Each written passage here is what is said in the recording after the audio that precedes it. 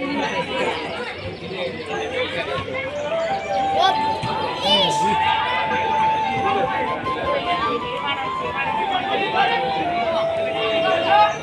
চমৎকার আবহাওয়া বিরাজ করতে আসছেন ঐতিহাসিক স্কুলের কলেজ মাঠে কানায় কানা দর্শক পরিপূর্ণ আমরা দেখতে পাচ্ছি। এই মুহূর্তে খেলাটা খানিকটা জমে উঠেছে।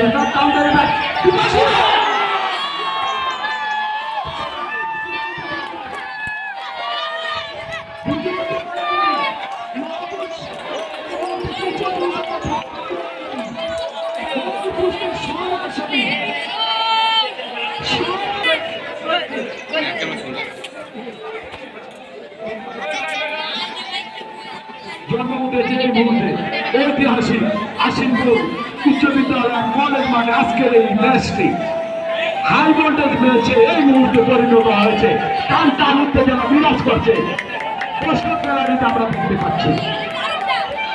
আবার ঢুকে পড়েছিলেন মহকুবের খেলোয়াড়। গোলের মাধ্যমে